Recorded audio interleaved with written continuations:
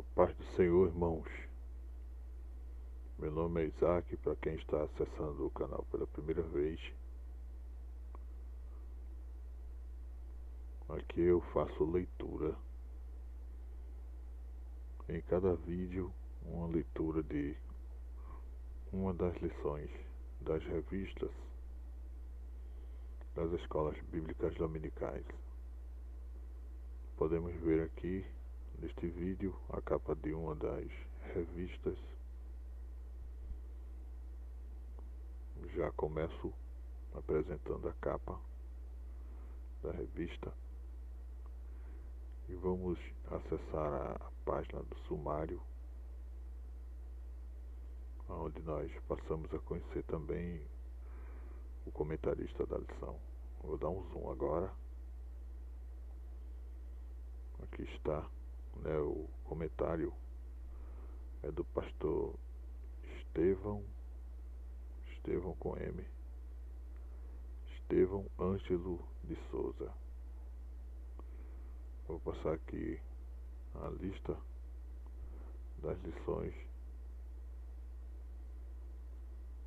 Foi do quarto trimestre do ano de 1989.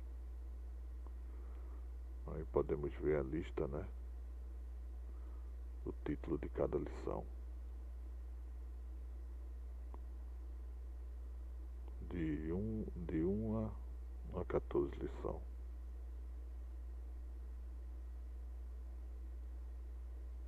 Eu vou ler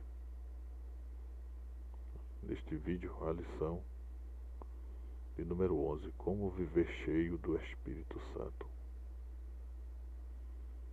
Para quem está pela primeira vez,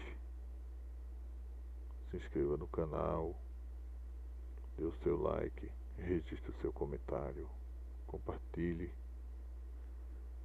Você vai estar me ajudando com o crescimento deste canal. E as escolas bíblicas se realizam todo domingo pela manhã nos templos da Assembleia de Deus. Você é convidado, as portas dos templos ficam abertas ao público. Todos podemos comparecer e aprender a palavra de Deus, perguntar. Fica à vontade. Lição 11, 10 de dezembro de 1989. Como viver cheio do Espírito Santo. Texto áureo.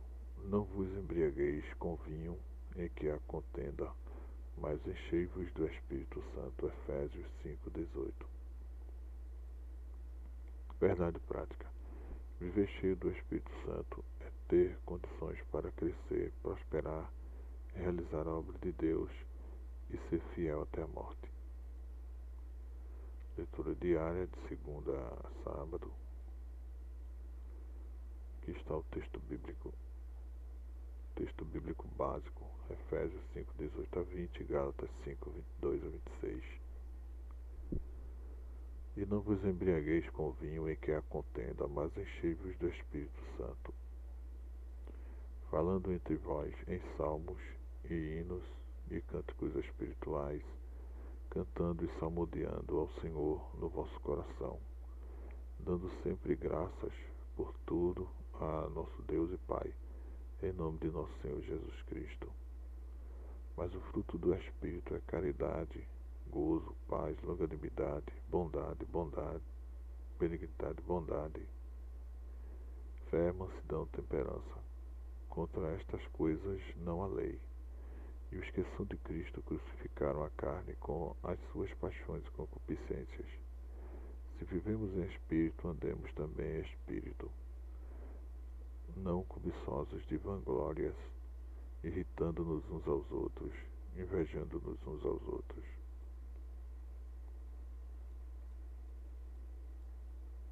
Comentário. Introdução. Você certamente entendeu que estes textos bíblicos servem de base para que este ponto, que representa uma necessidade tão grande quanto o próprio batismo com o Espírito Santo, consideremos. Primeiro tópico: concepções erradas quanto ao batismo com o Espírito Santo. O batismo com o Espírito Santo não é um destino, é uma porta. No que se refere à vida espiritual, não é um fim, é um princípio e, quanto ao serviço de Deus, é um meio. É um meio de prosperar e produzir abundantemente para a glória de Deus. Ninguém que tenha obtido a experiência do batismo com o Espírito Santo se dê por satisfeito, como quem diz, já recebi. Subtópico 1. O que tornou diferente os apóstolos? O enchimento do Espírito Santo produziu grande mudança nas atitudes e mesmo na personalidade dos apóstolos. As qualidades negativas deram lugar ao altruísmo, à abnegação e à incontida intrepidez. Uma das tragédias dos círculos pentecostais é o fato de que muitos crentes têm considerado o batismo no Espírito Santo o fim de uma tarefa. Julgam haver atingido o clímax. Consideram o batismo um evento capaz de solucionar todos os seus problemas, quase que automaticamente. Mostram-se contentes como quem passou a figurar no rol dos privilegiados. Deixam de buscar a Deus e gradualmente vão perdendo o vigor espiritual, à medida que vão ficando privados do contato com Deus em suas vidas. Semelhantemente à igreja em Sardo, eles têm o nome de que vivem, mas estão mortos. Subtópico 2. A experiência satisfatória dos apóstolos. Estudando os primeiros capítulos do livro de Atos, veremos que o batismo com o Espírito Santo recebido pelos apóstolos não representou o suficiente, o total necessário. Eles sentiram, a partir daí, a necessidade de buscar mais e mais e de permanecer cheios do Espírito. E, por isso, procuravam continuamente receber nova unção e poder do Espírito Santo. Subtópico de número 3. O exemplo de Pedro e João. Pedro e João eram considerados colunas na igreja primitiva, mas este conceito não os levou ao orgulho e à acomodação. Ao contrário, sentiram a necessidade de um contínuo revigoramento e por isso buscavam viver cheios do Espírito. Pedro e João subiam juntos ao templo à hora da oração, a nona. Tópico 2. Os crentes do primeiro século viveram cheios do Espírito Santo. Talvez alguns julguem que a unção contínua do Espírito Santo é necessária apenas àqueles que dedicam todo o seu tempo ao ministério. Se você é uma das pessoas que pensa assim, teste a sua própria espiritualidade perguntando a si mesmo: a minha experiência tem satisfeito a Jesus? Tenho eu procurado imitar a Estevão, a Paulo e a Barnabé? Subtópico 1. A condição espiritual de Estevão. Há os que tentam eximir-se da responsabilidade de buscar a Deus e viver cheio do Espírito Santo, julgando que esta obrigação cabe apenas aos ministros propriamente ditos. Mas a vida e o eficiente trabalho de Estevão desaprovam esta teoria.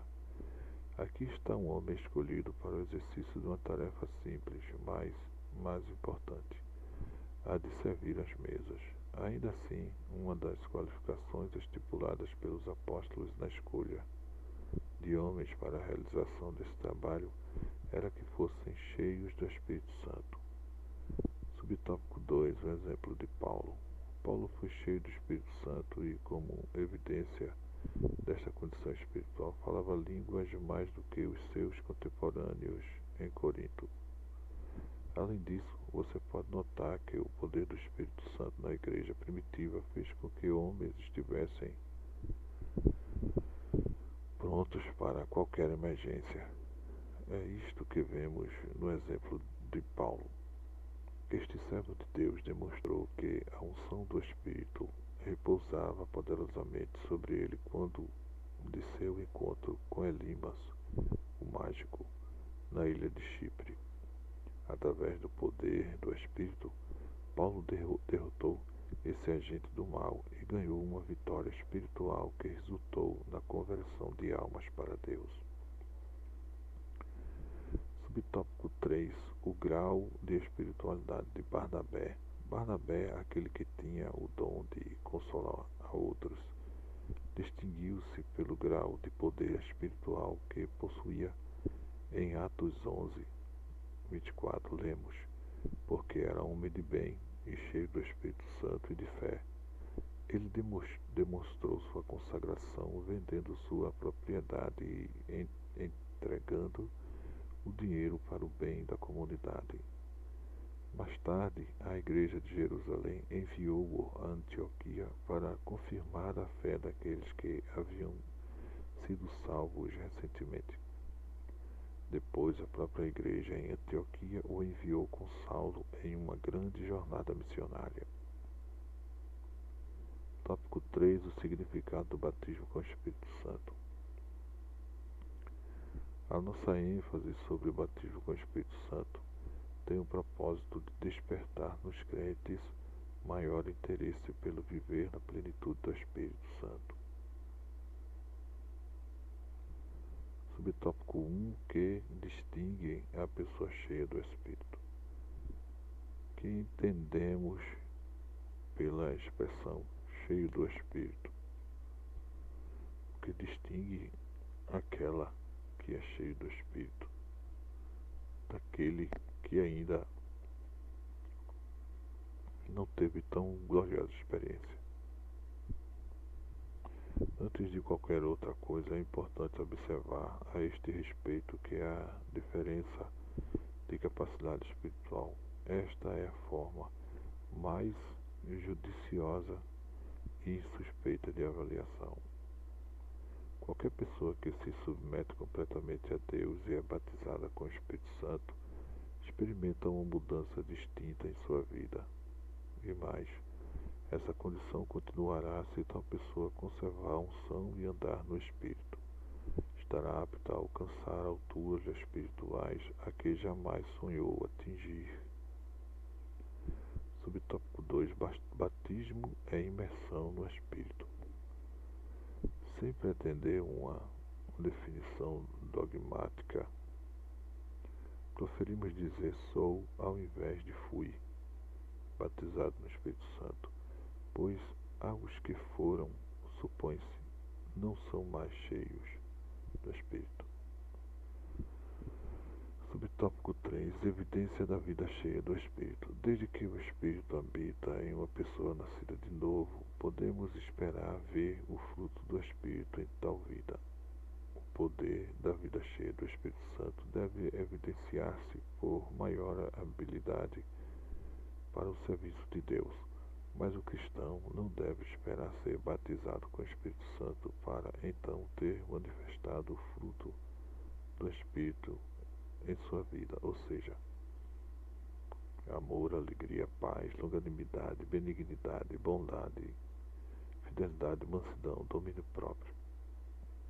Tudo isso deve ser produzido e visto na vida de qualquer crente, mesmo antes do revestimento de poder. Tópico 4. Como conservar-se cheio do Espírito. É fácil entender, como já temos deixado claro, que o batismo com o Espírito Santo não é em si um fim.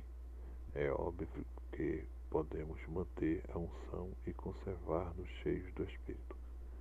Mas como podemos conseguir isto? A resposta é fácil, mas o assunto deve ser considerado cuidadosamente. Veja, subtópico 1. Uma vida de permanente oração. A vida espiritual é semelhante ao viajar contra as forças da maré ou as correntezas de um rio. Se deixamos de remar, o barco será levado para o rumo oposto. Veja Gálatas 5,17. A vida de oração e constante submissão a Deus é e será sempre o meio acertado para mantermos em nós o poder do Espírito e abundantes bênçãos em nosso ministério. Não esqueça isto. Efésios 5:15-18. Subtópico 2. Uma atitude de firme espera em Deus. A atitude de espera em Deus que resultou em sermos cheios do Espírito Santo é sempre o fator que nos conservará no lugar da bênção onde a nossa vida espiritual poderá ser alimentada para permanecer vigorosa. Subtópico 3. Uma vida de adoração. Uma vida de adoração é também fator poderoso para a manutenção do poder do Espírito em nossa vida. As horas gastas com certos tipos de palestras ou anedotas poderão contribuir para o esvaziamento espiritual. Subtópico 4. Comunhão diária com Deus. Para vivermos na plenitude do Espírito, temos de nos aproximar de Deus em amor e adoração. Se fizermos da adoração uma parte da nossa vida diária e nos conservarmos continuamente mais perto do Senhor em uma verdadeira intimidade, continuaremos crescendo em Deus e manteremos uma vida cheia do poder do Espírito e de abundantes bênçãos.